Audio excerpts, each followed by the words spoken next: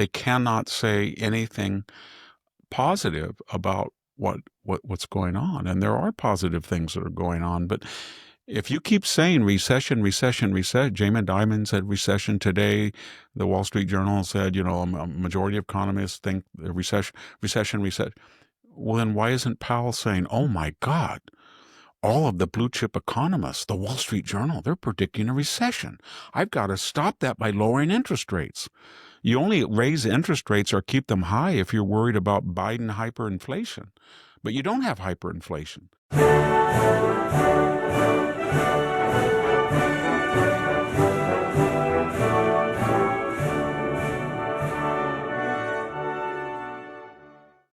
Hello and welcome to the Victor Davis Hanson Show. This is our Saturday edition where we look at something a little bit different in the middle segment, usually historical, and we're on important moments in both world and U.S. history in the 20th century. And today, Victor's going to be talking about fascism. But before that, we've got lots of news stories. We'd like to look at a little bit more on the polls as we looked at yesterday. And Jerome Powell has been criticized. He's the Federal Reserve head, and he's been criticized by Donald Trump. And then finally, Christi Noem and Megyn Kelly have had a back and forth that we'll look at. So stay with us, and we'll be right back. Welcome back to the Victor Davis Hanson Show. So, Victor, I know that you wanted to say a little bit more on those polls since the Rasmussen report came out yesterday and showed that Donald Trump had a 50% approval and 48% disapproval, which was a significantly lower from the polls the day before, which put him at 57% approval. So I was wondering. It's amazing that he's waging this counter-revolution on the border, on immigration, on the universities, on trade, on Doge, and he's getting in the mainstream media, legacy media, NPR, PBS, Washington Post, New York Times, LA Times, Chicago Tribune, network news, cable news, except for Fox, Newsmax, completely negative coverage. And yet he's still, I can't believe it, he's still 50%, 51% in different polls, approval rating. And why is that? Is because there's one, people appreciate the fact that he said he's doing what he said he was going to do. Most people don't do that. They don't do that at all. Number two, they think government is too big and that it's wasteful. Number three, it filters down to the public that whatever debt, deficit, whatever it is, they may not know the actual numbers of a $37 trillion national debt or a $2 trillion annual budget deficit or a $1.1 trillion trade. They know that it's unsustainable. And they know that the left has said it was unsustainable. But again, it's Trump's, he didn't have to do any of this. He could have just said, I didn't spend any more than Biden did, and keep going, and we get up to about 140% GDP. And whoever, when the music stopped, whoever was in the presidency and musical chairs, he would be doomed, because a lot of bondholders would not buy any more U.S. debt, or they would want to sell their U.S. debt. And so we'll see what happens, but he's still got a lot of support. And then there's one other thing, a third influence that explains his popularity. There is no alternative. The Democratic Party, could just take a little detour, it's into what I would call crime porn. It is fascinated with unsavory individuals.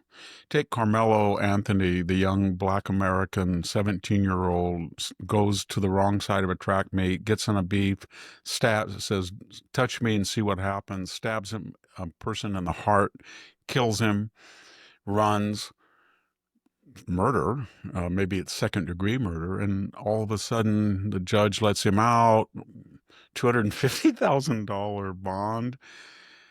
GoFundMe explodes, 400,000. The parents immediately go into a gated wealthy community at $3,500, buy a $400,000 home, and then he is now a folk hero. And this is supposed to be another George Floyd or Trayvon Martin.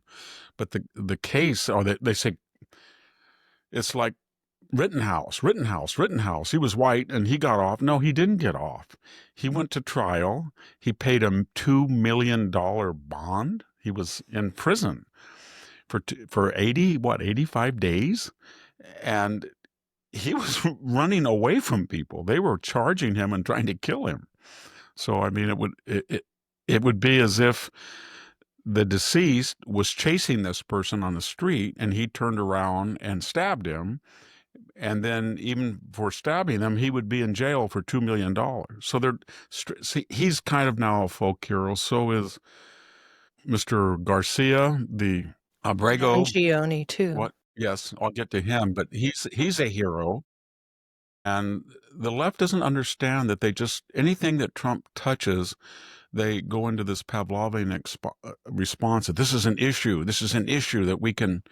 So a senator from Maryland goes down there. It's going to be the big issue because he was married and he was a Maryland man. No, he was an illegal alien. And he came here and he was facing deportation in 2019. The district judge, the appellate, they looked at it. He was outside a Home Depot years ago with marijuana in his pocket, with cash, and with a Chicago Bulls. As somebody who lives in gang-infested territory, I can tell you that not too far in Mendota, California, we had M13 take over the Chicago Bulls insignia for a person who doesn't live in Chicago is an indication of gang activity. Informants in that gang said that he was a gang member, and then we were told he was a fine family man. Then it was disclosed that his girlfriend at the time, and whom he married, had filed 2 spousal abuse restraining orders against him. Hit her in the eye, punched her in the eye, slapped her, tore her clothes off. So the point is, the left wants to romanticize this person, make him a cause celeb, but do you really want to bring in somebody from another country illegally? He came illegally, so forget everything else. He's residing illegally, and he's resisted deportation orders. He just ignored them. So if he had done nothing else, he should have been deported. But he did do something else. He hit his girlfriend and beat her up basically twice, and he was affiliated with a gang member. He had drugs on him. He had cash on him. He had gang insignia on him. Why do you want somebody in the country illegally doing that? So maybe the Trump administration shouldn't have put him in the prison, but he said if he went back, the gangs would threaten him. Well, why would they threaten him any more than anybody else threatened him unless they thought he was in a gang, is my point. So there were all these reasons, not to say that, oh, he's guilty and he's committed a crime. It's just that we have a choice. And we don't like people coming in illegally, period. They should go back and try it again legally. But especially we don't like spousal abusers, and we don't like gang members, and we don't like people selling or possessing drugs. And if they do that, go back home. Then we come to Luigi Mangione. He was basically a very skilled assassin. He scouted out everything. He went off the internet. He got his little disguise. He ambushed a health executive and blew him apart, killed him, man that had children and who had worked his way up from nothing to be a health. And then we have Taylor Lorenz and these other people defending him. And he is now a cause celeb. In fact, the youth of the Democratic Party love him. And so then we go into Mahmoud Khalil. Mahmoud Khalil came here on a green card, a student visa to Columbia University as a graduate student. And he got a degree. And then he transmogrified into a green card, even though he was associated. I don't know what he was still doing in his late 20s, 30 years old at Columbia. But he was the official representative or communications director. He's the person Columbia talked to about Columbia University apartheid divest. if you look at that literature, what they had put out, they praised Hamas. They said October 7th was justified by any means necessary. They had people in there that said they wanted to kill Israelis. They did all of that. They illegally broke into a hall at Columbia. He wasn't one of the people, but he defended it, and he was their advocate. And at one time, they had suspended him. They issued a suspension order for a day, and then they got scared and withdrew it. So the point was, again, is he guilty of a felony? No. But the point is, you don't have to let him in. If you look at the statute passed in the 50s that Marco Rubio keeps quoting, it just says that anybody who is engaged in terrorist or promotes or engages in terrorist activity or other people who do. That's exactly what he does. He is promoting people who are advocating more of what happened on October 7th. So all Marco Rubio, as the Secretary of State, is saying, I don't want to even talk about him. I'm just saying that I have the right to deport anybody under a statute who promotes or associates with people who promote terrorism. It's just an option. And if he had have just said, I'm Mahmoud Khalil, and I worked, and he didn't, I worked for the United Nations Relief Organization, UNRWA, which was, we know, had Hamas people working for it. And I worked in the Beirut embassy, and I am coming here to the United States to study, but I also want to be engaged in pro-Hamas demonstrations. They would have never issued him a visa. They wouldn't have said, well, we don't want to restrict your right of expression. They just said, we have an option. We don't have to let you in. We don't have to let you in at all. And they do that all the time. When I was in high school or college, almost every year there would be some 65-year-old person. Sometimes they were citizens. And news erupted that they were guards at Auschwitz or Belsen-Belsen, or they had been part of the SS in Ukraine, and they lied about the circumstances they got here. Some of them were not even on green cards. They had been we deported them. We deported people in their 80s. And why? Because when they went to court and said, I didn't know, I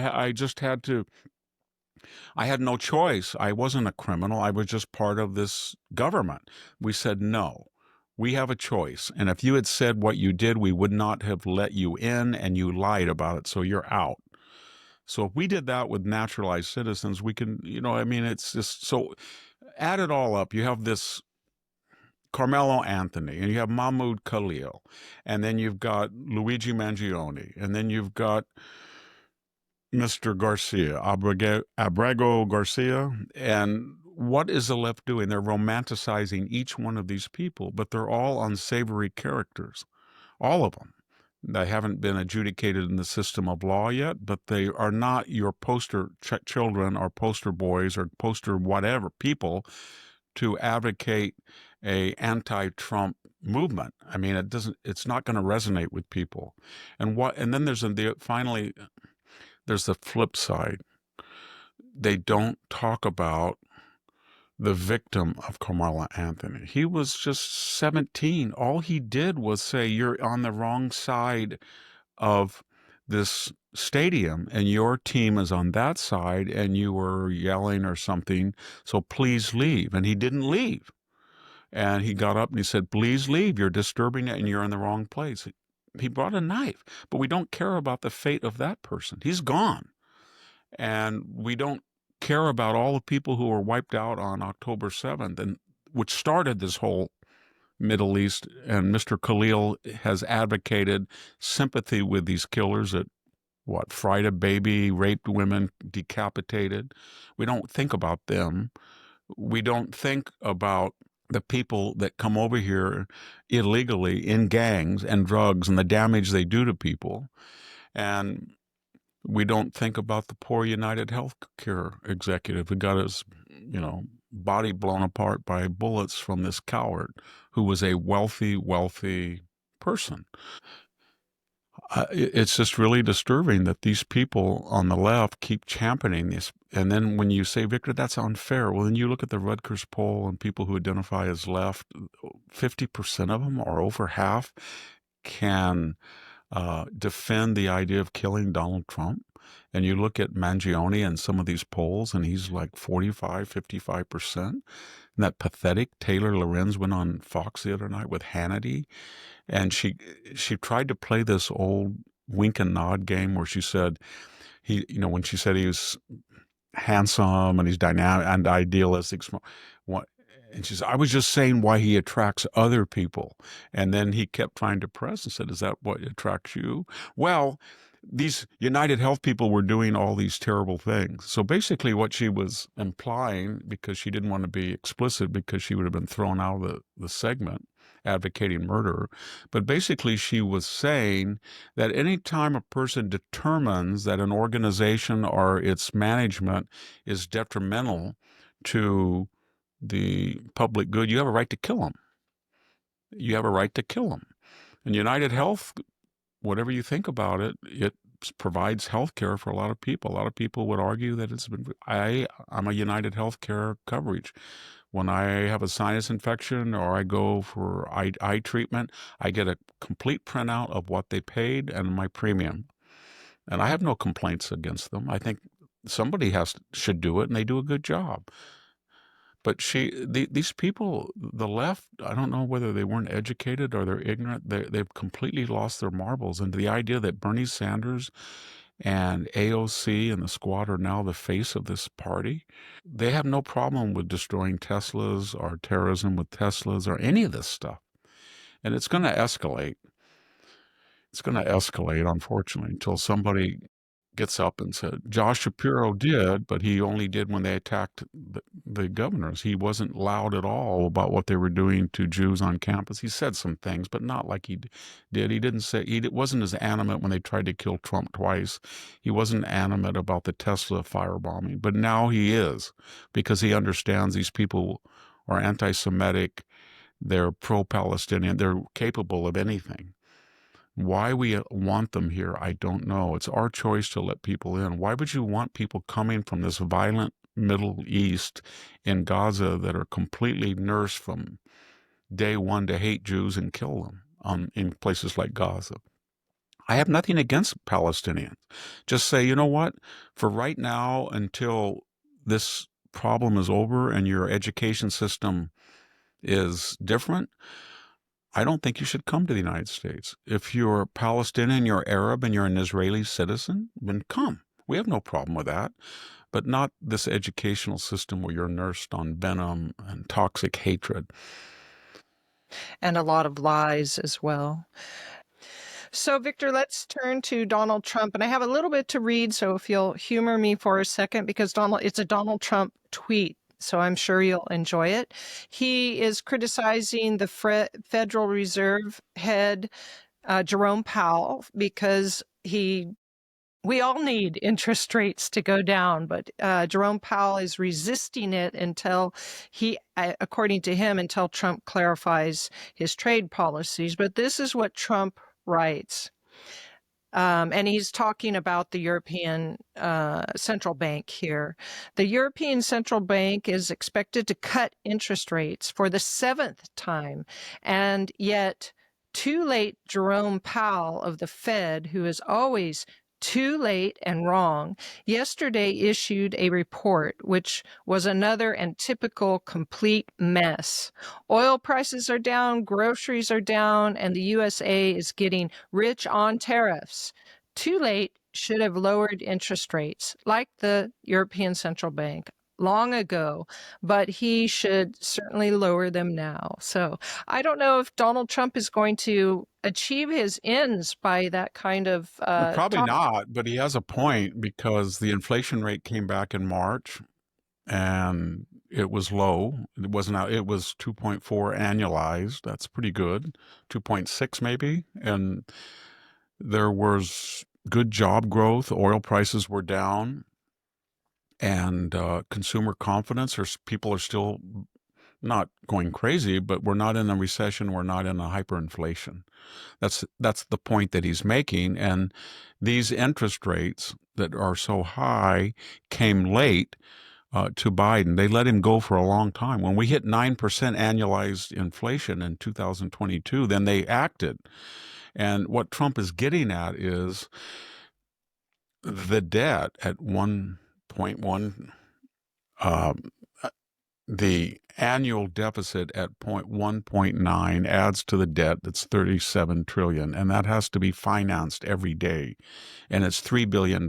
If he was able to cut 20%, it would save hundreds of billion. I mean, you could save $300 or $400 billion. $1 million out of that $3 billion a year. So that's what he's thinking. He said, "We're cutting all this and we're doing all this, but we're paying $3 billion a day in interest, and this is crazy." The other thing about it, it's very unique, is if you collate everything in the Wall Street Journal, what they say. I mean, it's all negative, 99% negative Trump. Every single day. Karl Rove has another blistering column. The economists have blistering column. Trump can do no good.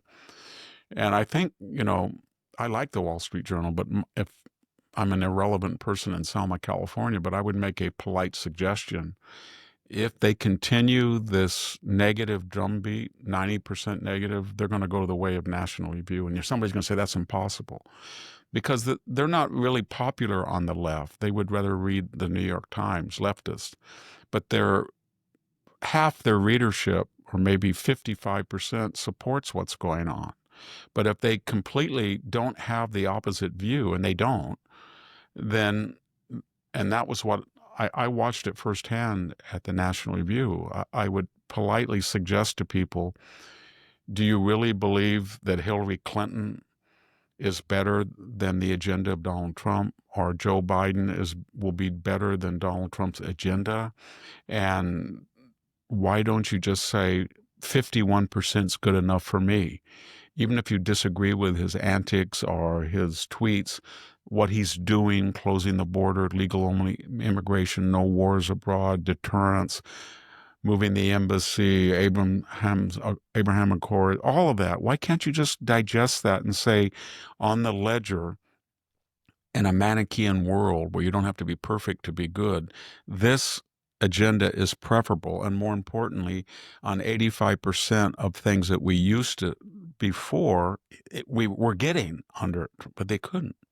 And I would politely tell people, and they got very angry at me, but I would say, if you continue to do this, you're going to lose subscribers, and then you're going to lose columnists, and that's what's going to happen to the Wall Street Journal if they continue to do it. They cannot say anything positive about what's going on. And there are positive things that are going on, but if you keep saying recession, Jamie Dimon said recession today. The Wall Street Journal said, a majority of economists think the recession. Well, then why isn't Powell saying, oh my God, all of the blue chip economists, the Wall Street Journal, they're predicting a recession. I've got to stop that by lowering interest rates. You only raise interest rates or keep them high if you're worried about Biden hyperinflation. But you don't have hyperinflation. Now, the second question is Trump smart doing this? Yes and no. Because if he now lowers interest rates, then everybody goes after Powell and says, you caved, you're supposed to be independent. But if he doesn't say anything, he thinks there's no downside in doing something which I think is politicized. I think everybody does.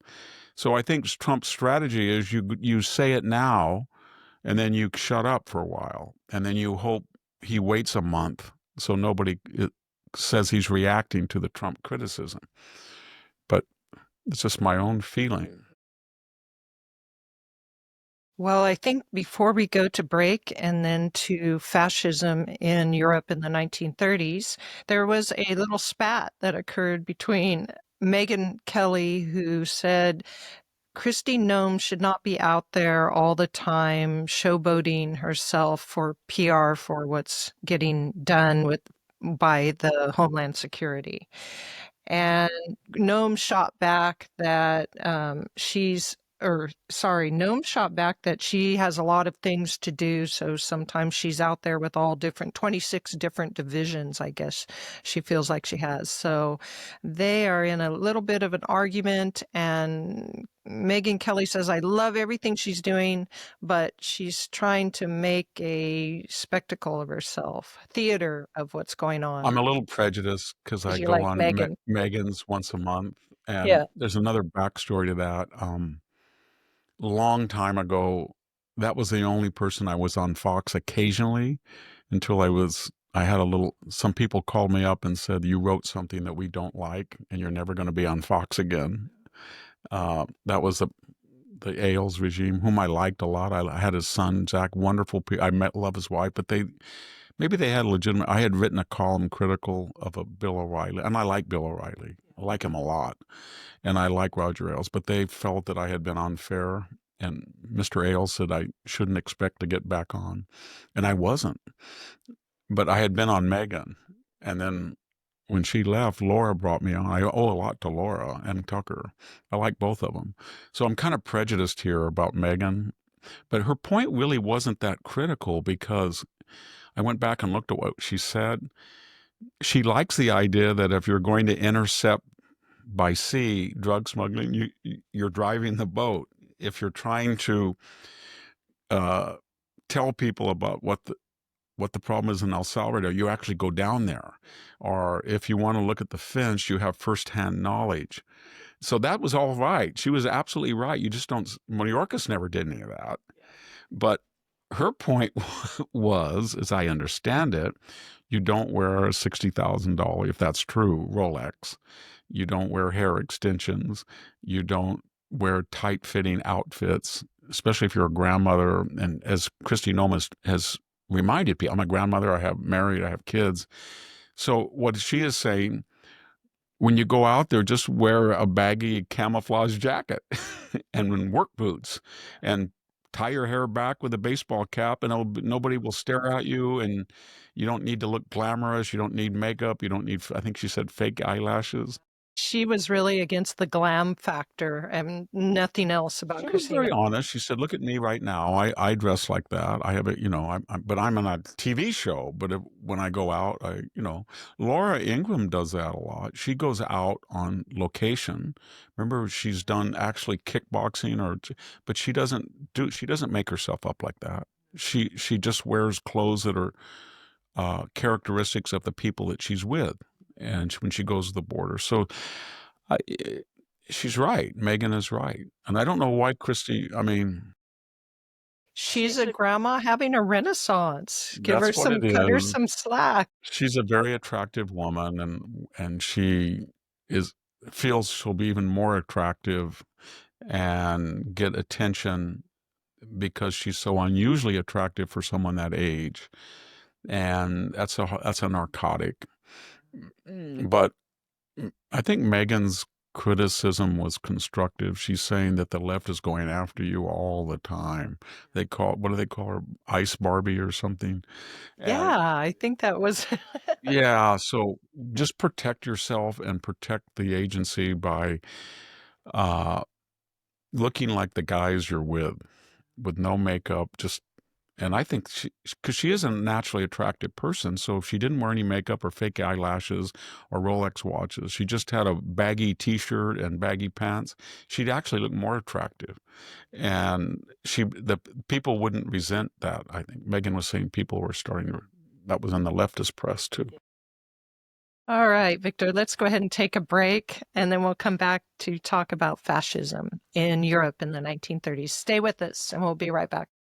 We'll be right back to our show in just a moment, but first, an important message for anyone concerned about their financial future.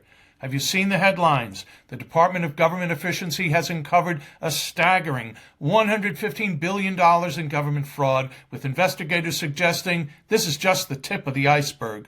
Financial analysts are now confirming what many suspected: the previous administration's economic success was largely artificial, propped up by funneling trillions through NGOs and creating an economic mirage. As this corruption is exposed, experts predict we're heading toward a short but deep recession when this false economic support evaporates. What does this mean for your retirement savings?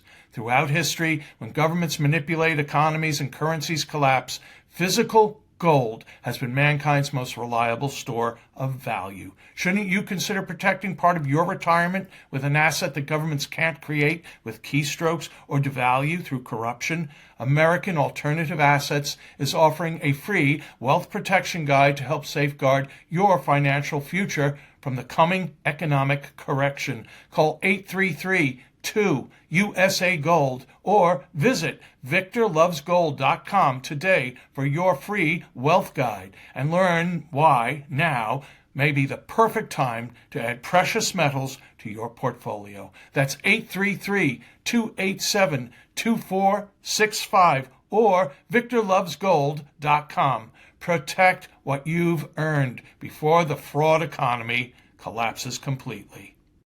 Welcome back to the Victor Davis Hanson Show. For everybody who's new, Victor is the Martin and Neely Anderson Senior Fellow in Military History and Classics at the Hoover Institution and the Wayne and Marcia Buskey Distinguished Fellow in History at Hillsdale College. You can find him at his X account. His handle is at VD Hanson, and you can find him on Facebook at Hanson's Morning Cup. So please come join us there. Victor, so we've been hearing so much, as you've termed it, fascist porn or fascism porn from the left about Donald Trump. So this is an exciting thing. I would like to hear about real fascists and what they do. So take it away. Yeah, real fascists. I was, just as an experiment, about 5 minutes ago, I said fascism 1930s, and Wikipedia came up. I didn't want to read it. I'm not a fan of Wikipedia, but I could see skimming a little bit. And then the BBC came up. Which two pictures on an article of fascism in the 1930s you think they had on there? Donald Trump. Yes, Donald Trump.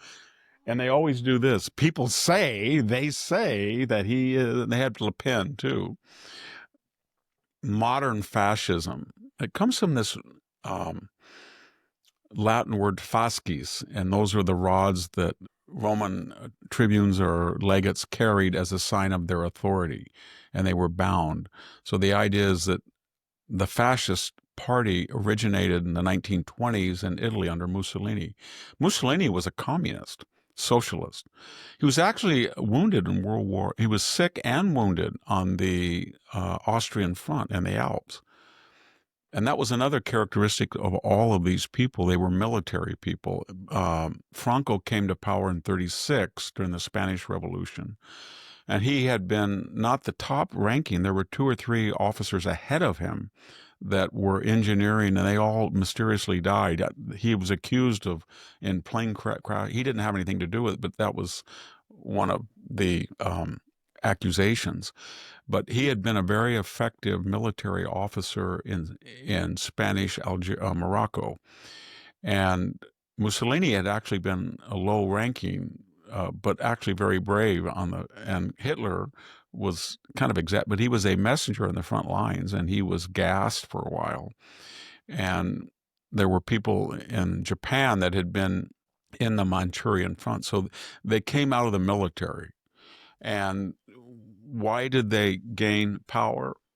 They gained power for a number of reasons. One was after the Great World War I and the Great Depression, it was a 1-2 punch in Europe. And the problem with the World War I wasn't that it was barbaric and it was horrific, but it wasn't nearly as horrific as World War II. And World War II didn't lead to fascism. Fascism died mostly with World War II. And the reason was there was not an unconditional surrender. There wasn't a clear verdict. So the defeated powers and the victorious powers had complaints that no one had won or lost. So the French General Foch said, this is only a 20-year reprieve. The Italians said, we fought for the Allies against the Austrians, and we lost 500,000 dead, and we didn't even get territorial acquisitions that were in dispute to all these areas. And the British said, we lost all of these men over there, and France is socialist.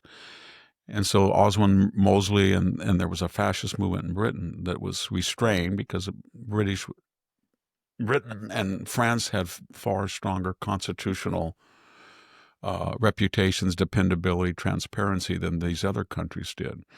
But there was a Japanese coup that got rid of the Japanese constitutional government, and in the 30s, late 20s and 30s took over. Okay, so they were reacting. The army said that in the conundrum of World War I, they made the argument in a nationalist sense. Italy didn't get what it should have got. Germany, we were treated unfairly by the Versailles Treaty. Japan, we helped patrol the Mediterranean for the Allies, and yet they didn't give us any of the spoils. We didn't get the Mariana Islands. We didn't get any of the Bismarck. They didn't get any of this, they said. And then in Spain, it was the communists and socialists are taking over during the Depression. So there was the second thing, the Depression. And in all of these countries, there was a socialist communist reaction, basically parallel to it. The funny thing was that National Socialism was socialist. And there were elements, Mussolini was a socialist, his fascist party. When I say socialist, there were crony capitalism. They controlled the private sector. They had government ownership of the utilities. They had very generous social welfare programs, and they were nationalist. And the 1-2 punch that fueled them was the anger over Versailles. Either they felt treated too harshly, or they didn't get enough out of the war given the sacrifices. And then the Depression hit. And one of the strange things about it, classical economics, when the Depression hit, did not react. And so in the United States, Hoover actually raised taxes to try to balance the budget. And the point I'm making is he did not expand the money supply when people were hoarding. So when you have a depression, everybody says, I've got $150 in gold coins or silver, or I'm going to put them under my mattress, and it doesn't circulate. And then prices are affected, jobs are affected, people can't borrow. There's people who don't go to a bank, so the banks don't have any money, so they can't lend money, and they fail. Okay, so the classical Keynesian nostrum is for a temporary period to expand the money supply. George Bush did it in 2008. Donald Trump did it in 2020. And that was supposed to be a temporary deficit. Of course, their successors just said, well, if the Republicans did it, if Bush did it, I'm Obama. I'm not going to be like Clinton and try to sacrifice. I'm just going to spend more than Bush did because he did it and he's a Republican. And then Biden said, well, Trump ran a deficit. Yeah, but it was right during the height of COVID. And Bush was trying to save the financial system. But in the democracies, they didn't do that. And so in the fascist countries, they started rearming early, and public works, the autobahns, and the Italian train system. And what happened was people in New York and the salons in Paris, they said, wow, they have something. They're patriotic. They're trying to, except for Hitler, they're trying to bring back traditional religion. They're fighting communism, and they're building up militaries, and they survived the Depression better than France or Britain, but especially better than the United States, because we had tight money. And then really, if you look at what Roosevelt did, he overregulated and he brought in all these high taxes, and he did not let people naturally rebound from it. So we did a whole, from Hoover to Roosevelt, that it was probably about a 12-year period. So by 1938, we had 20%, 19% unemployment, still in the second recession, our second depression. And only the wild spending of World War II got us out of it. So my point is that fascism got a good reputation among the populace because they survived the Depression better than the alternative, and they addressed the anger in Italy and Germany and Spain and Japan over the First World War. And then third, you can make the argument that there was not an existing confidence in the Republican system of government. France had been a republic much sooner than Germany had, and the Weimar Republic was a joke. And Japan had dabbled with constitutional government, but it was new in the 20s. And the same thing in the Spanish Republic. Whereas the United States and Britain and France had a much stronger and longer, going back to the 18th century. And Britain, parliamentary constitutional government was even earlier. So they were able to withstand much better these fascist movements that said, we can restore the economy more quickly, we will bring back national dignity, we will stamp out communism, we'll bring back traditional religion, we will stop the sex and wildness of the Weimar type of lifestyle. And that's why they got into power. And once they got into power, 22 in Italy, Spain 36, 33, basically 33. Hitler was in power by 33-34, and the Japanese were in power by the mid-30s, the militarists. Then they just started to liquidate people. And Mussolini was the most successful in hiding the black shirts that went around and beat up and even killed people. But Franco and the Nationalists got rid of a lot of people. He was in power for 36 years. Most of these fascist movements disappeared after World War II because they were on the losing side. But Franco was very smart. And what he did during World War II, Hitler came to him in 1940 after France had fallen, and he said to him, "There's only Britain. Russia's our partner. The United States is isolationist. You're missing out, General Franco.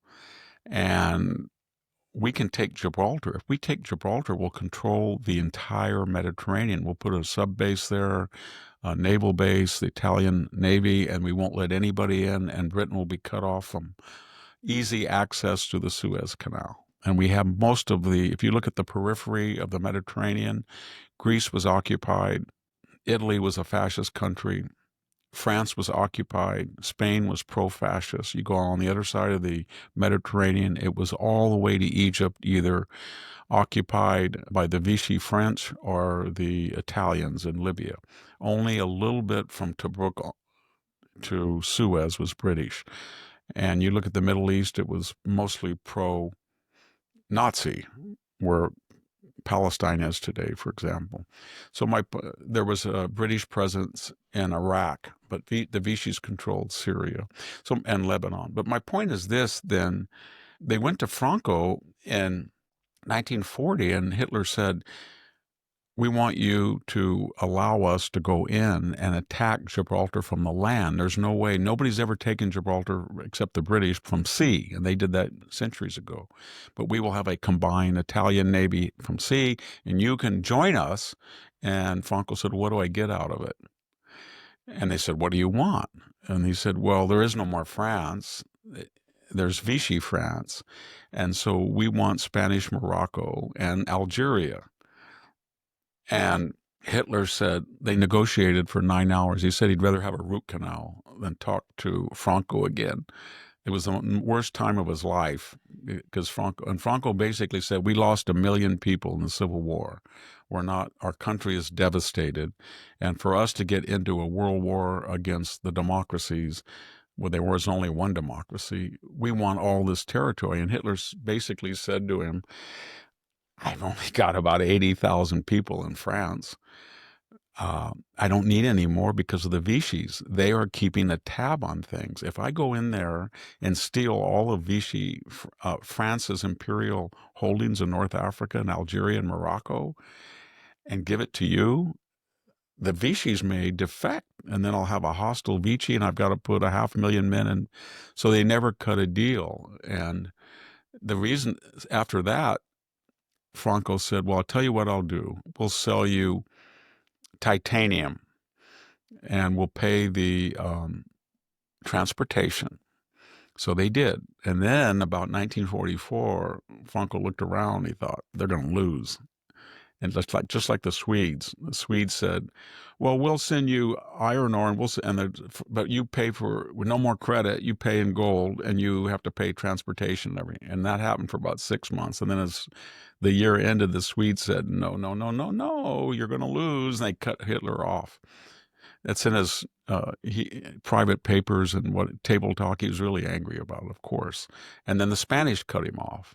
And then they made feelers to the Americans and the British. And so when the war ended, Franco had transmogrified from a pro-Nazi fascist into an anti-communist at the very moment the Soviet Union went back to its original nature and was gobbling up Eastern Europe.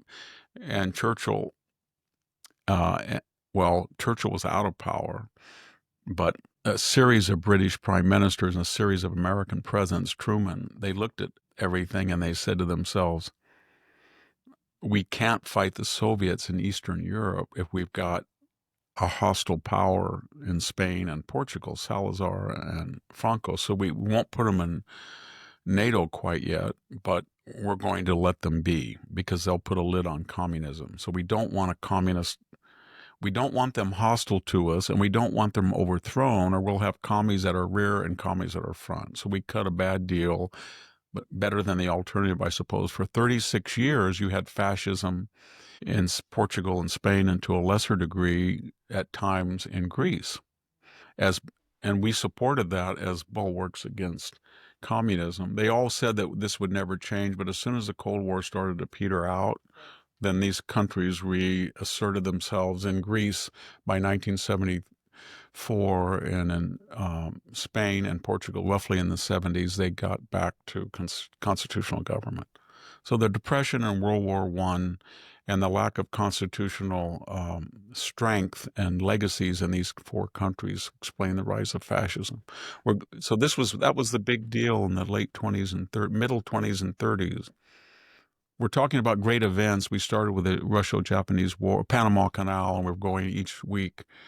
I think we've done 10 of these now. And so we're going to talk about why World War II broke out and what on the eve of it next time.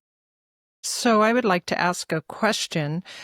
Given our current left rhetoric about Donald Trump as a fascist and democracy is in danger, do you have any commentary on how these fascist governments gained that kind of power before they became fascist governments? Like, for example, how does Hitler come to power? How does Mussolini get that kind of consolidation? There's answer. There's the grand strategy that made them popular. They were very popular. And then there is the dark side, the actual machinations, mechanics, modalities that eliminated the opposition and the Constitution. And they're all a little bit different. But in the case of Hitler, Hindenburg ran as chancellor. He was in his mid-80s. So when he died, Hitler was made from vice chancellor to chancellor. And then incrementally, he began to cancel freedom of expression, the jurisprudence under the prior Weimar, and he began the Night of the Long Lives. He wiped out all of the brown shirt rivals to the SS, and they started wiping out people. And that was when Dachau opened up. It wasn't a death camp at that time, and it really was more of a prisoner of war camp, although they had ovens and gas. So they started sending people there, and he was very careful to keep that quiet. And, when they started before World War II murdering people who were mentally problematic or disabled, they didn't tell anybody. That got out. And when they got out, they stopped. Then they went after the church, Lutheran and Catholic Church, but they were very incremental. And so what they were doing is the whole time they were doing this, they were saying, have you ever seen a chancellery like this? Have you ever seen trains like this? Have you ever seen an autobahn like this? Have you ever seen paid vacations like this? Have you ever seen nature walks through the Black Forest? They were environmentalists in Germany. And the same thing in Italy. Italy was a mess after World War I. So Mussolini, that was the thing. In the 70s, my parents had a lot of Italian friends. There was a very well-known judge, and his father, the judge was about 50, his father was about 80, and he would come to our house for Christmas. And I was like a smart aleck, big mouth high school kid in world history. And I said, what did you think of that awful Mussolini? Well, Victor, he made the trains. You ever sat in Naples for 2 hours? when once in Mussolini, all I know is that the train, it was perfecto. It just ran, and the buildings, they were beautiful. And I was, and he said they were excavating the archaeology, the university. They were picking up the trash in Naples, and that was what he was saying. Still, and so that was. It was two-pronged: eliminate the opposition and keep it quiet, and just say, I don't know what the brown shirts or the black shirts are doing. They're beating up Crystal Knight. They're doing this and buying them off, buying all the industrials off, buying the generals off. Well, Hitler was really brilliant. You look at every one of those von Manstein, von Kleist, whatever they were, they got big estates in Pomerania and East Prussia, even Guderian. I mean, when they kicked him out and they were afraid that he was going to mouth off to the other generals, they gave him a big estate in what is now Poland and parts of Belarus. So they bought people off, they liquidated them, and then they had this nationalist that we have restored your pride after World War I. We've restored the economy after World War. And because they were socialist, it was very hard to say they were far right because they were national socialists. So they had all of these social welfare programs, and they were much more generous than the democracies. But they were running up huge debt as so far. People have argued that if Hitler had not gone into World War II, and that if he had just stayed peacefully, he wasn't able to sustain that level of rearmament. Of all the leaders of the opposition, I shouldn't say opposition, of all of his enemies, Churchill, Roosevelt, Truman, or Stalin, he admired Stalin the most. And he said, if I had won World War II, I would have got rid of Churchill and Roosevelt, but I would have put Stalin in a nice place and let him do what he wants, because I really admire all the people he killed and his ironclad rule over the economy. And he was my type of leader. And he was a communist. Yeah. Given all that, then what do you think of this current bantering around of this person and that person is a fascist in our current culture? Because you've said things that I could draw parallels with things the Democrats have been doing, i.e. lawfare. The popularity of Trump could be compared to the popularity of a Hitler or Mussolini. But what do you make of the rhetoric, or what's your commentary on this current rhetoric? Anytime you have an argument, the reductio ad Hitlerum, you start mentioning Hitler, just give it up, because Hitler's sui generis. He killed 6 million in death camps. He caused a war that cost 65 million. So when I say fascism, then I would look for telltale traits. Number one, do they increase the military, and are they aggrandizing? Are they using it to preempt or optional wars? Donald Trump doesn't want a war. He just told the Israelis he didn't want to bomb Iran preemptively. People say, well, he's going to invade. No, he wasn't. That was part of the deal. And the result of it is BlackRock has a good chance of buying the entry and the exit to the Panama Canal, and the Panamanians will be closer than they ever are. He's not going to invade Panama. He's just telling to get the Chinese out. And the same thing with Greenland. It's got an extra $1.5 billion from Denmark. It's had an election. It's autonomous. We have a base there. And it was just somebody do something because the Chinese and the Russian I'm going to do that kind of talk. And he's not going to make Canada a 51st state, anything. He's trying to tell them that you can't continue to run $65 to $100 billion in trade surpluses with us while you spend 1.3 something on defense and we defend you. It's an insult to us. You're our close friend. You can argue with that, but so he doesn't fit the idea of a fascist. And then is he internally going after people? That's an interesting question, because does anybody listening believe if Donald Trump had said, I'm not going to run for 2024, I'm done, I am not running, or if he had not been in the Republican primary, does anybody believe that Fani Willis, Alvin Bragg, Letitia James, or Jack Smith would have either gone after anybody or even the Republic. No. All of those charges were cooked up. Does anybody believe if Donald Trump was not running that Christopher Steele would have been hired as an informant by the FBI with that dossier, or Hillary would have been paying him through 3 secret paywalls? And we're now going to see new information from the Strzok Lisa Page corpus of text that's going to show you how the FBI was involved at trying. Do you think the FBI would be working with Facebook and Twitter to suppress knowledge of the laptop? So they have waged an extra legal war against Trump. So then the question rises, what if you're Trump people, you'd go tit for tat to stop it? Or if you do that, will the next one will just be endless? Or do you just let them go and say, you know what, that was an aberration, we'll just stop it? And you have to find some medium.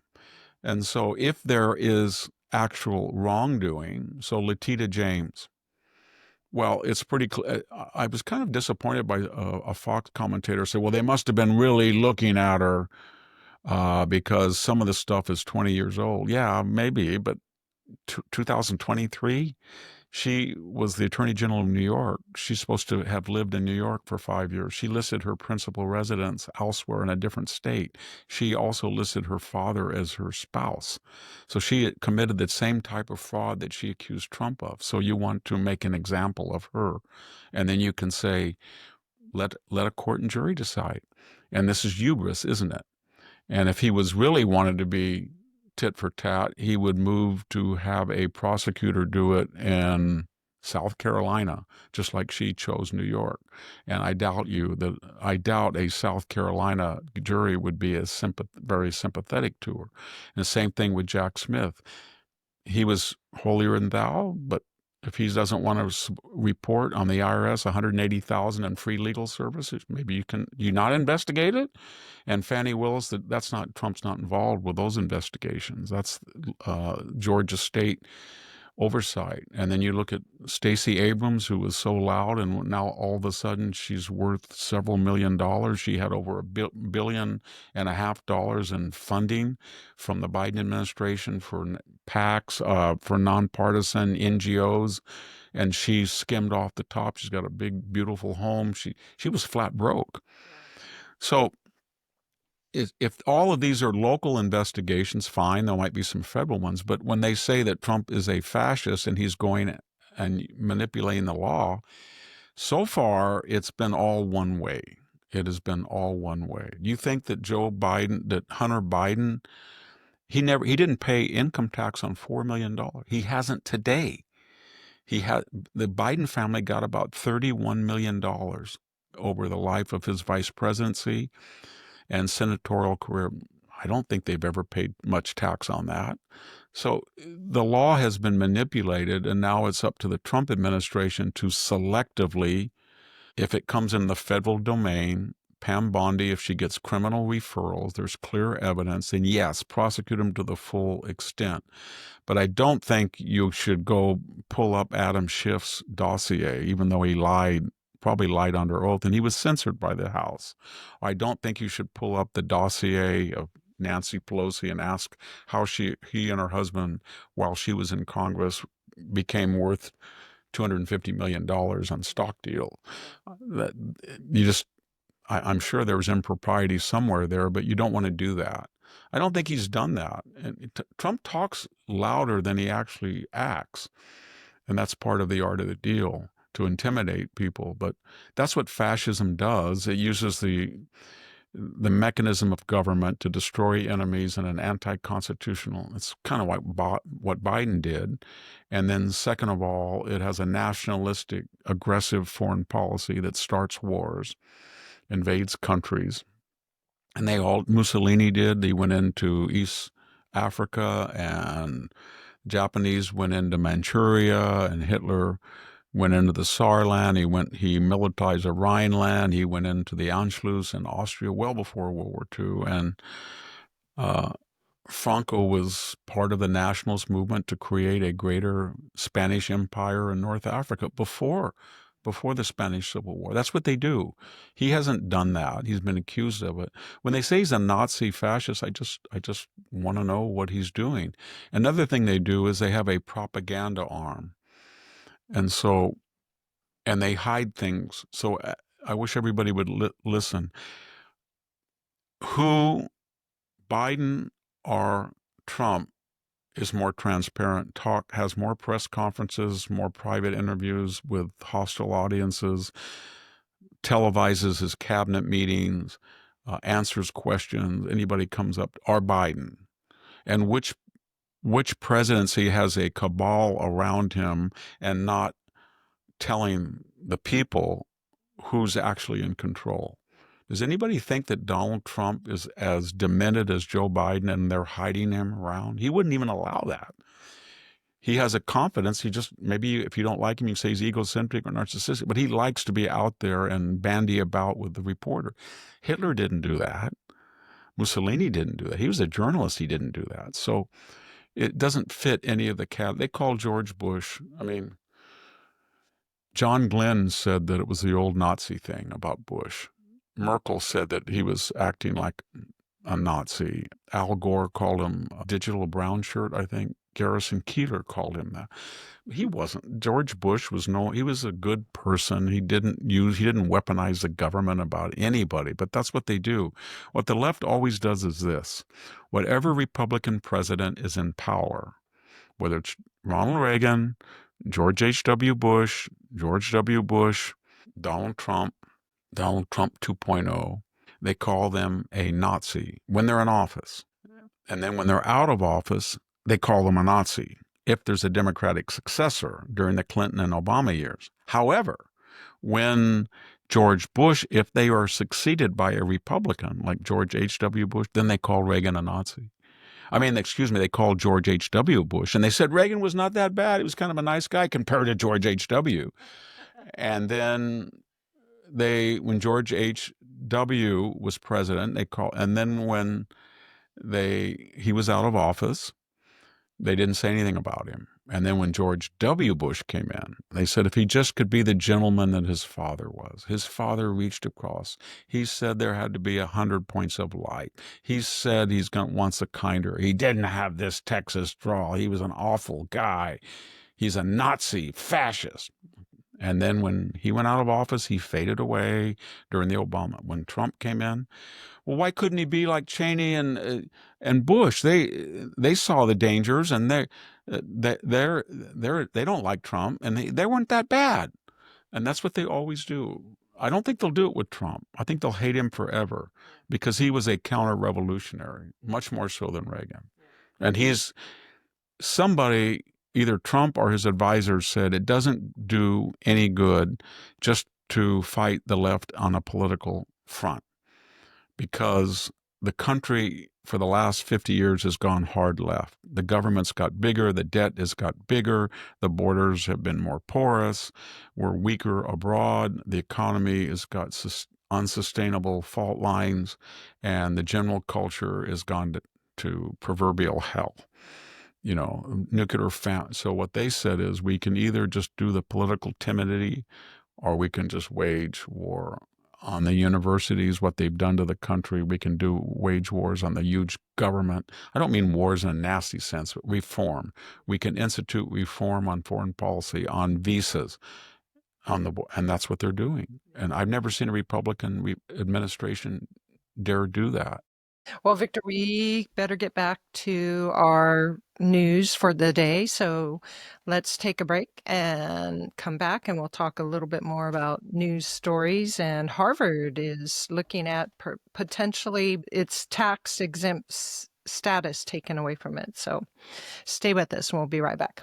Welcome back to the Victor Davis Hanson Show. Victor's website is victorhanson.com. The name of it is The Blade of Perseus, and you can come join us there for all the free stuff. It's got loads of Victor's work, his articles from American Greatness and other outlets that publish him, and he's got all of his books there, and you can join for $6.50 a month or $65 a year. As an ultra subscriber, I get 2 articles on current events and a podcast I on have a Fridays. task for you, Sami. Yes. So in my 50 years of writing in obscurity, I've noticed now something's happening. I've seen things that I don't even know I wrote, and interviews I don't even know I gave from years ago, and people are going on the internet and getting an interview I did like 6 years ago or 10 years, and they're chopping it up, and then they're illustrating it and under their name, and they're producing it, or articles that I wrote. Suddenly, you can get an ebook. Like even my institution, the Hoover, and everybody calls me and said, "You wrote a book on populism." I didn't know it. I said, "I didn't know it either." And they said, "You wrote one on socialism." I said, "No, I didn't." And they said, "Yes, you did." And there's ads, and so I don't know what's going on. It's really weird that people call me and say, "You did this? You did that?" I said, "No, I didn't." Cyberspace is an insidious thing, and AI is making it that The only much more good thing about it insidious. is somebody wrote me about a week ago. Somebody dug up a talk I gave at UC Berkeley, and right before I went to Libya. That's when I had a ruptured appendix. I was really in pain that day, but it was in 2006. I had hair. I lost all my hair within 3 months in 2013, 14, when my daughter died. I was really stressed out. And I know that people say that's impossible. It was thinning, but I just remember combing it and big gobs would come out for that year. But my point is that I gave an interview, and the only thing is the guy said, "Well, why do you look so bad? I just saw an interview you did at Berkeley." So I wanted to write him back. I don't write back to that was almost 20 years ago. I was 52. Come on, 53. Give me a break. Oh, no. Well, Victor, let's talk a little bit about Harvard. Apparently, Trump is proposing that their tax-exempt status be taken away from them because they are violating the law and exercising discrimination. And so he's There's going two. that far now. I know this sounds stereotypical, but there are two issues here. There's the immediate and the long term. Harvard has $53 million endowment. They have a great investment team because they're getting almost 10% high for almost $5 billion a year. And they get $2.2 billion from the federal government. I think up to $9 billion in auxiliary grants to Harvard-affiliated institutions, hospitals. Some of it's good because it's healthcare. Boston General Hospital or women, that's a good investment. But my point is this: Donald Trump has a task force. It's not Trump; it's an anti-Semitism task force, and they're looking at about 70 universities where they saw during the Biden Jews that were harassed, roughed up, trapped in libraries, called "We Want to Kill You," anti-Israel things where they praised October 7th, and they were not given the types of protection that other groups were. I know that Barack Obama said that Harvard should. He's ham-handed, but as I said on earlier podcasts, if African American students at Harvard were in a class listening to a Black studies professor, and a bunch of, let's say, white people came in with scarves over their face or hoodies, and they started screaming and yelling to break up that and say, "You're anti-American," or "You're doing all this," and they roughed up. Obama would not say what he's doing. He would say the federal government has got to do this. So this task force is saying these people should not be wearing masks. It's giving them anonymity to do this stuff. They can't be and they get a whole range. And all Trump said is, you want the money? Then you comply. And they said, this is against freedom of expression. Well, there's a couple of things there. They didn't say you can't do it. They just said you can't do it on the public's dime. And if you want to keep letting if you want to have Middle East students run, wild and, go to rallies and push a Jewish guy and try to surround him, I guess that's okay if you want to do that, but you're not going to do it on our money. And they added a little insult to injury. It's basically, and you are discriminating. We know you're still doing it. We know that SAT scores and GPAs and everything of people who are Asian and white have to be higher than people that are not. And the Supreme Court you got sued, Harvard, and you lost, and you are not following the court in its entirety. And they also, they're all spokespeople say, and you lost $150 million in your donors because they see what you're doing. Everybody sees what you're doing. So Harvard then says, this is a matter of free speech. Everybody says, issue number 2, why are we giving any money? What if you were just perfect? Why would we give you any money? We've got a lot of universities that we have the University of Nebraska. That's a public university. Maybe we should help the state of Nebraska. Maybe we should help the state of Kansas. Maybe we just help University of Georgia. Maybe the UC campus needs help. But these are public institutions. You're not. You're private.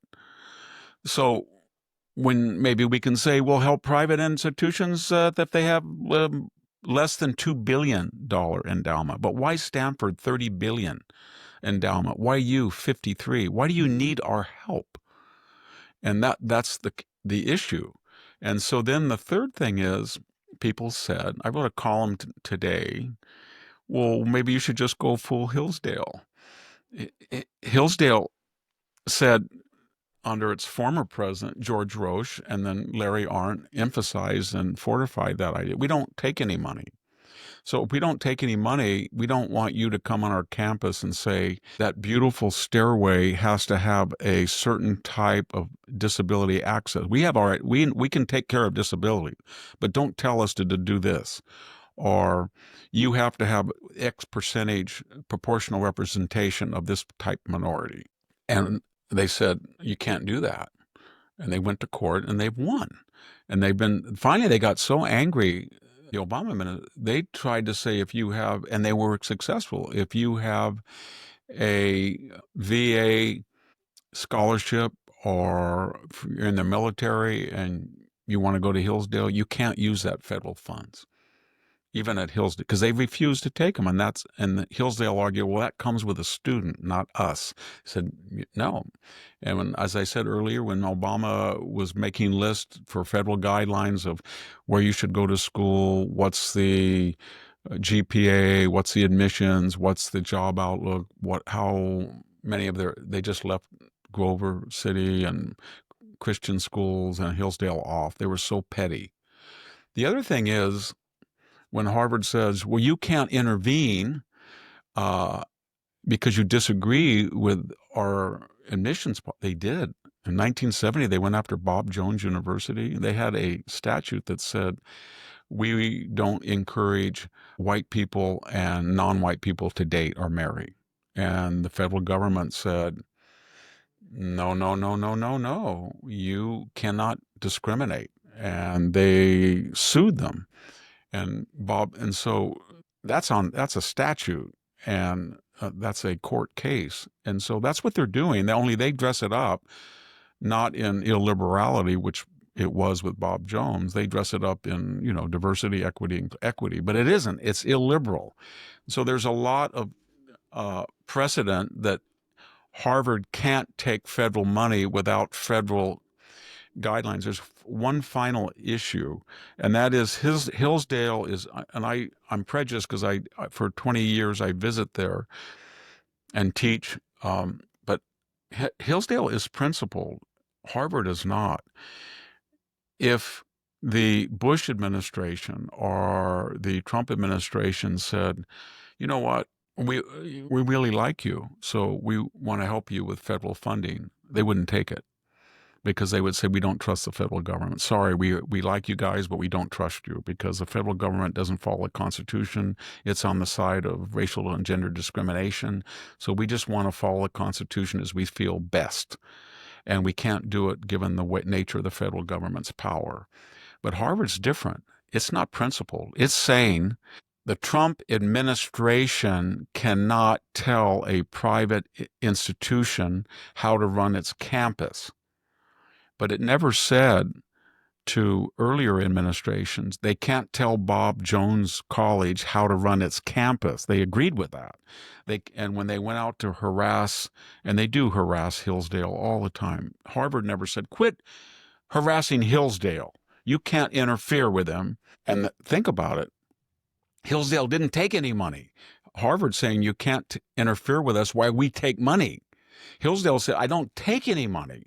And still, when the federal government went after Hillsdale, Harvard didn't say a word. They liked that. In other words, Harvard likes an activist Obama or Biden government to go into universities and say, what's that LGBTQ? You have transgender, you have to let transgender people play under Title IX. You have, I don't see as many African Americans as demographically or repertory is necessary. That's what they do. And Harvard loves that. But they don't like it when other people do it. And they're not willing to just to say, screw you. We have $53 billion. We have $5 billion in annual income. We'll tighten our belts. We don't trust the Trump administration. We don't trust the Biden administration. We don't trust any of you. We're Harvard. They won't even do that. Little Hillsdale with $1 billion endowment will do that. So they're despicable. And when people look at this, they think they're going to win, that they're no, they're an elitist, rich, establishmentarian group. So is Yale, so is Stanford. And when the universities, these private multi-billion, this isn't 1960 when they have a few $1 million in their endowment. When the public learns that these universities have all this money and they're getting all this overhead surcharges, 50, 60% on individual grants from NIH or Department of Energy or whatever, and they see all that, they're not going to be sympathetic. So Harvard, if I was Harvard, I would cut a deal as quickly as possible, and then I would sugarcoat it and say, we like the recommendations because we don't allow anti-Semitism. And I would do this. I'd say, wow, I don't want these crazy people with masks. It's kind of like the Ku Klux Klan, and they're getting out of hand. So I'll just say, Trump made us do it. You can't wear a mask. You could hide behind Trump.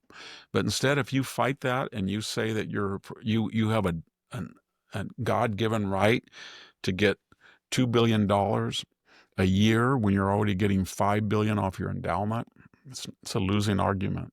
And I think if they keep pushing it and these kids keep storming halls and going after Jewish students and 500 Harvard students shutting down streets and disrupting. And then they said, we've addressed that. No, they just went into the Kennedy School of Government at Harvard. They just went into Princeton, and Naftali Bennett, the former prime minister, they tried to shout him down. They're still doing it. If they keep doing that, they're going to lose.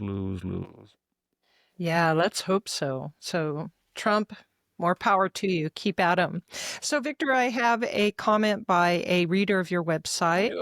Yes, on your, I think it was like 25 ideas. I'd have to go way back up to get the title of the article. Wow, I don't have 25 answers. No, but he has a series of questions, and we can stop whenever you want to. Okay, that are but don't do them all in a row, whatever they are. Just do the question. I'll answer briefly. We'll do it that way. Or the criticism you sound like. Yeah, he's a little bit critical, but I thought the answers to these would be interesting for our audience. Let's see if I can. This will be like a game show. Yeah, perfect. But I haven't seen them and everything. Just go ahead. So just a little prelude, that he gives. This is from Jaroslaw Martiniuk. And he says, "Dear Professor, I respect you as a historian, but an economist you are not. Your seeming support for Trump's tariffs has been thoroughly refuted by the folks at the Wall Street Journal." So that's stop right there. My lightning answer. I never said I was an economist. I said that I had enormous respect for Milton Friedman and other economists. But I don't believe that and I've been criticized by economists where I work. Stay in your lane. But I'll give you an example very quickly. I'm a classicist. I wrote the introduction to Landmark Thucydides. I've written esoteric articles that nobody reads on the language of Thucydides, even how he used to use numerals in Greek. Okay. When Graham Allison wrote the Thucydides trap he took the corpus of Thucydides and he said that the ascending power makes the established power fearful, and the next causes war. So Athens was ascending, so Sparta preempted. He doesn't know Greek. He doesn't know there were existing fault lines, Ionic, Doric, a whole history of prior, just a first Peloponnesian War, apparently. He doesn't know one was cosmopolitan, one was rural, one had chattel slavery, one had helot serfdom. One was in land power. One was, I mean, there were a lot of reasons to go to war without ascending. But do you think I would ever criticize? I thought it was an interesting theory. And I never wrote anything and said, stay in your lane. You're writing about Thucydides. So I don't like that argument. No, it's not Okay, very number good. 2. That was All too long for the right. lightning. So that was just his prelude. So let's Okay. get to his questions. Number 1, because this is on the tariffs, Trump's tariffs, does it make sense to remedy a $1 trillion trade deficit by obliterating $10 trillion in stock market valuations? Well, if he's frozen in time, so what he's doing, he's taking the lowest point of the stock market and saying 10 trillion. It's already starting to recover some of its value. And so, yes, at this point, we've lost at one point we lost, but it's already going back up. And we don't know what will be the effect. Does he really think in 6 months, if Trump is successful and he gets $7 to $10 trillion in foreign investment, and he cuts deals with all these countries, and he reduces the trade deficit from 1.1 trillion down to, say, 400 billion, does he think the stock market's not going to react, given that he's going to pass a big tax cut, deregulation, oil development?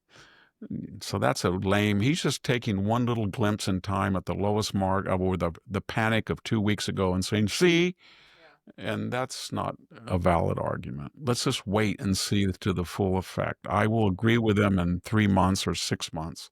When we're all done with tariffs and trade, if we lost it, I have a feeling that it'll be worth 12 trillion. Perfect. So second question was, does it make sense to threaten your friends and allies you may need to confront China? I think he must be referring to Europe.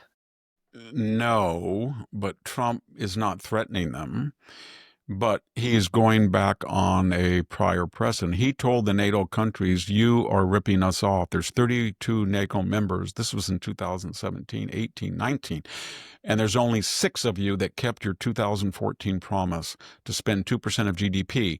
And if you keep doing that and you get in a jam, I'm not going to be necessarily here to help you because you know you're using us. And that's dangerous. And you shouldn't do the North. Okay.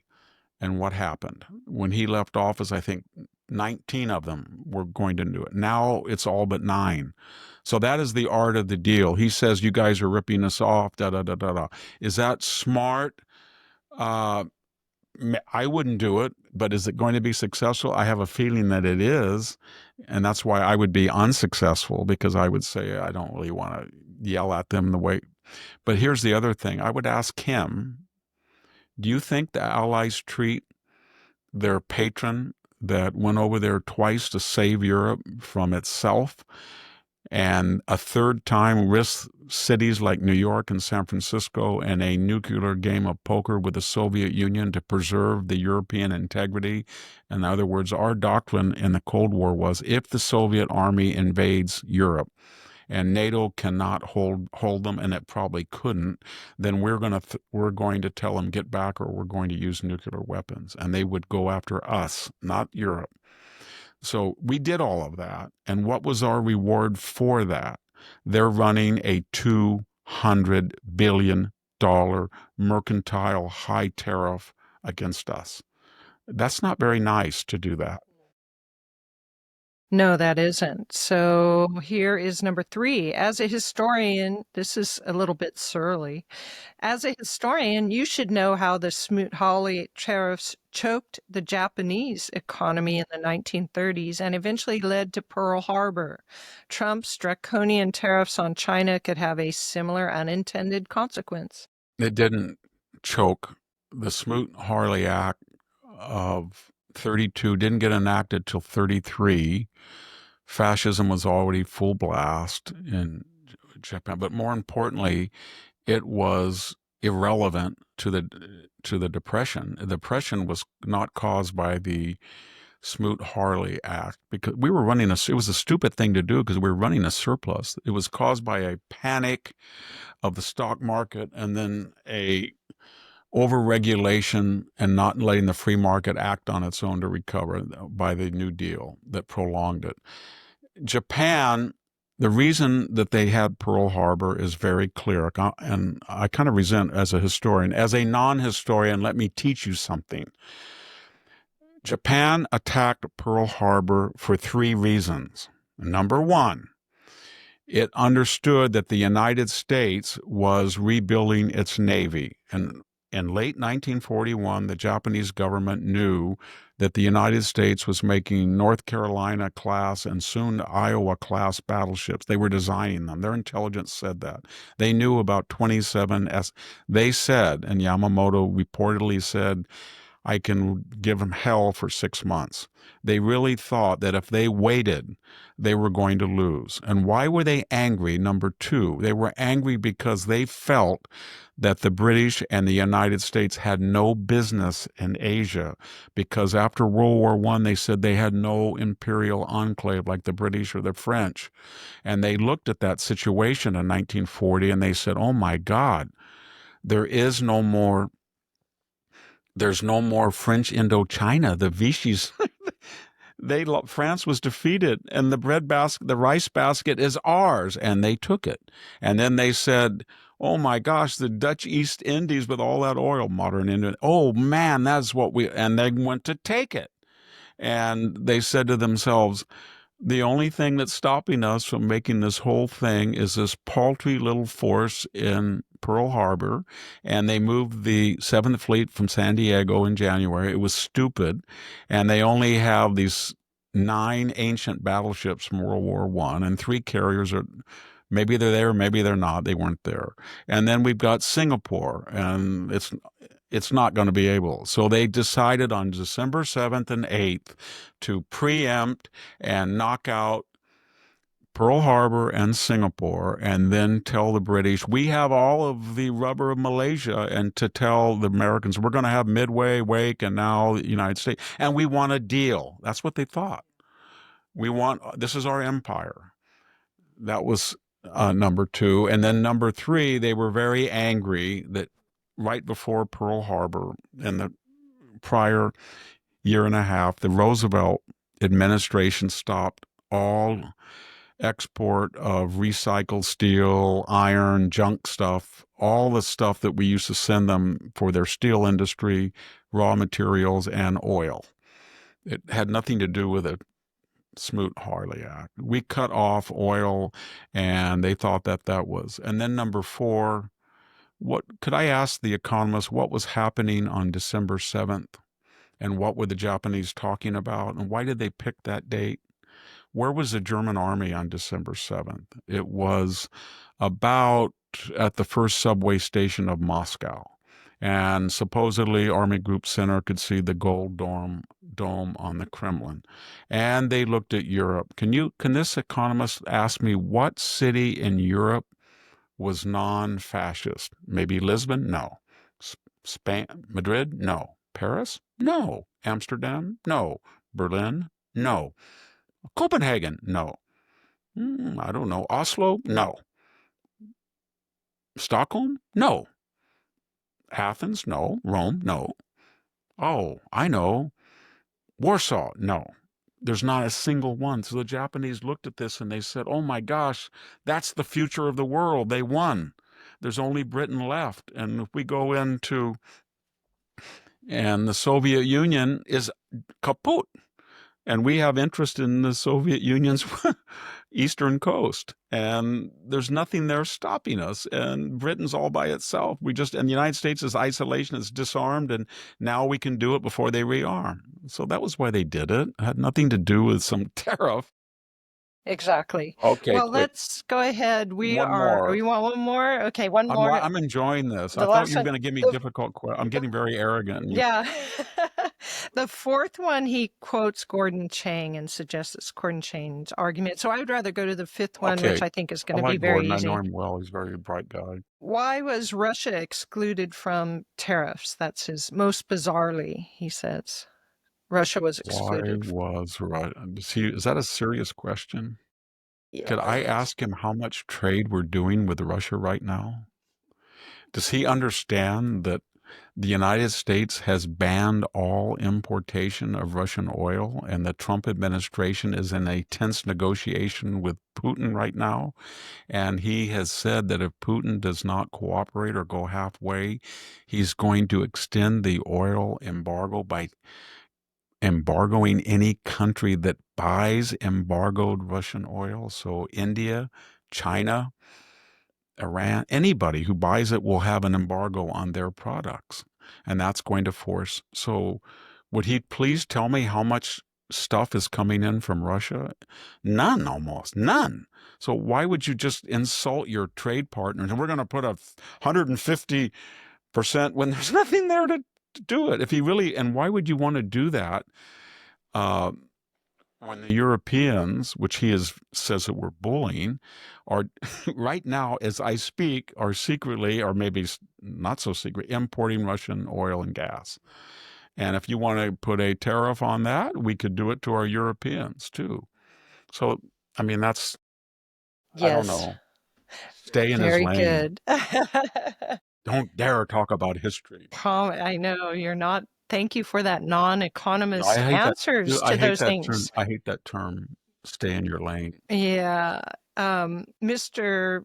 Martin Nuke, thank you nonetheless for this, because perhaps there are Yes, other I'm not readers out angry. there I'm that not angry at are, Martin. I enjoy his questions, but yeah, he shouldn't say you're not an economist. You can't talk about the economy. Or yeah, maybe I should start doing.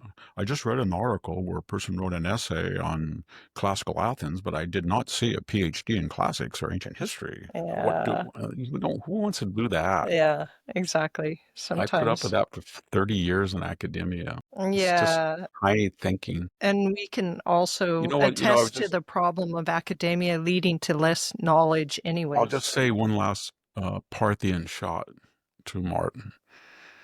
In some ways, I just thought of, who were the three greatest contributors to classical languages, thought, and culture? Do they have PhDs in? No. Heinrich Schliemann, a German banker of the late 19th century, who said, all the classicists are wrong.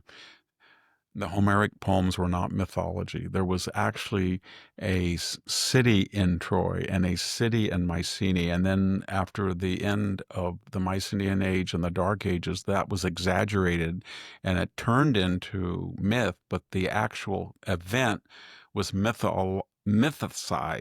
It happened, and I'll go excavate. How about the classicists? Well, the Iliad was written down, and it repeats. 30% of the Iliad are epithets, are type scenes, and they're just rosy fingered dawn, rosy fingered dawn, rosy fingered dawn. He fell, and his armor clouded upon him. But who was the person who said,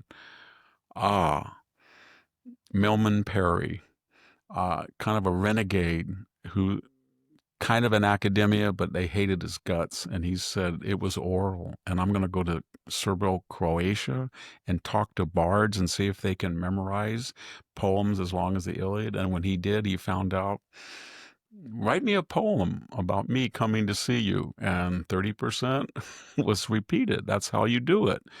And so he proved that the Iliad and the Odyssey were mostly, I mean, there have been some refinements that maybe he had notes, but because he was synonymous with the beginning of writing in the Greek world. But anyway, the point is, he proved it was an oral. I just finished this rant with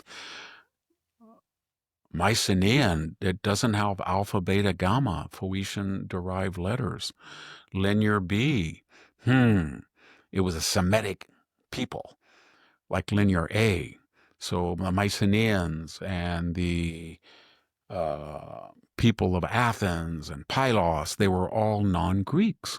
That's what they had, those big Lion Gate, these big citadels. They weren't Greeks. So these foreigners came into Greece and ruled it, and then they collapsed. And then during the Dark Ages, the Dorians came, and there was for the first time Greeks, and they had Phoenician. No, and then this architect and cryptologist, I should say, in World War II, Michael Ventris, came in and said, let me look at this very carefully. And using the arts of cryptology, he said, this is a vowel, this is a consonant, this is a word, this is a case ending, and he began to plug it in, and it was Greek. They were all Greek. The only difference was that they didn't have a sophisticated alphabet yet, and they had borrowed pictographs from the Egyptians, from people in Asia Minor, and created this Linear B script, and then they were wiped out for various reasons. I don't mean complete, and their remnants in the Dark Ages made myths about how great they were. That's what we call Greek mythology, Ajax, Zeus, the whole bit. Hercules. And then in the city state, when it came around 720, 750, borrowing from the Phoenician alphabet and adding vowels, they took that language and they did not use the dead script that they didn't really know about. They'd forgotten. They didn't know it. It was all destroyed. They'd seen every time a farmer would go around Mycenae or Tiryns, he might fall into a shaft grave and see these tablets. In the Iliad, there's mention of little writing. Probably not Phoenician letters. It was probably Linear B. But anyway, then they created and they were all Greeks the whole time, probably from the 4th millennium. So my point is, Martin, some of the best things I've ever done in my field have been done by people that were not in our lane. All right.